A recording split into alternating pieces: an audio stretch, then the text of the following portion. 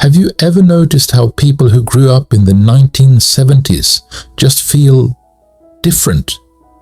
They're calm in chaos, weirdly patient, and somehow able to survive without Wi-Fi for hours, without panicking. Today we're talking about the psychology of people who grew up in the 1970s. And trust me, once you hear this, a lot of things will suddenly make sense. If you grew up in the 70s, life didn't come with instant gratification. You couldn't pause live TV, rewind a moment, or Google answers in 2 seconds. If you missed your favorite show, that was it. Gone. Forever.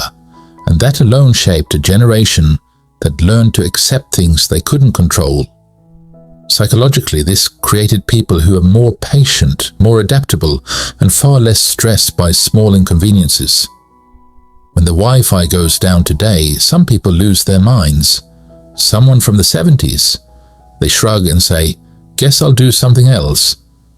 People from the 1970s also developed a strong sense of independence early in life. Kids walked to school alone, played outside until the street lights came on, and solved their own problems without adult supervision every 5 minutes. From a psychology standpoint, this builds self-trust. These are people who believe, deep down, I'll figure it out. They don't immediately look for instructions or validation. They try first. Another big psychological trait is their relationship with boredom. In the 70s, boredom wasn't an emergency. It was normal. There were no phones to scroll, no endless entertainment loops. And because of that, the brain learned to create stimulation on its own. Drawing, building things, daydreaming, talking to strangers. All of that strengthened creativity and imagination. That's why many people from this era are surprisingly good at thinking deeply, storytelling, and problem solving. Their minds learned how to entertain themselves. Emotionally, people who grew up in the 70s tend to be more resilient. They didn't grow up in a world constantly telling them how special they were.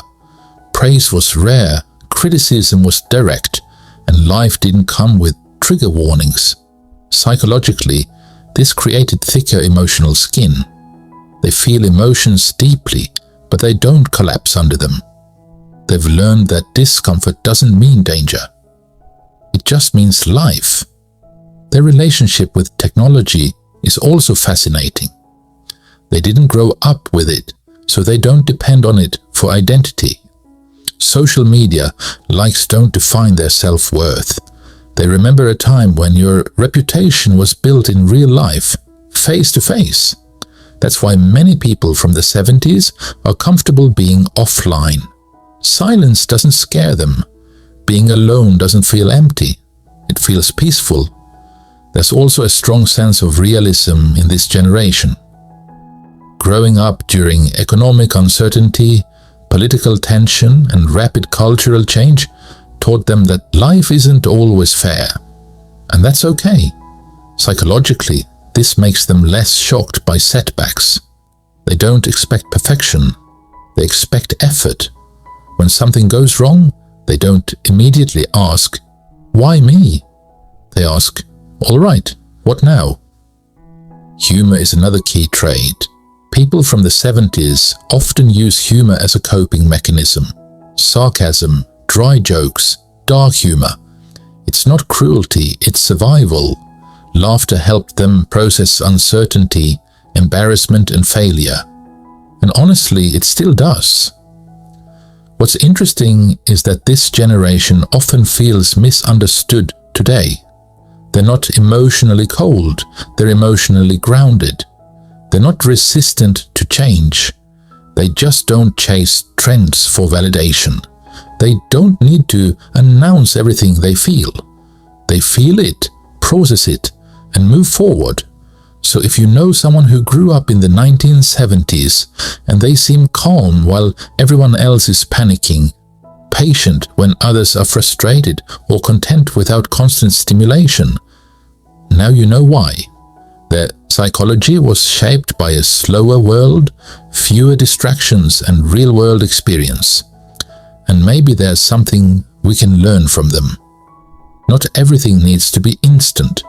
Not every moment needs to be shared. And not every feeling needs an audience. Sometimes the strongest minds are the ones that learned how to sit with themselves, long before anyone called it mindfulness.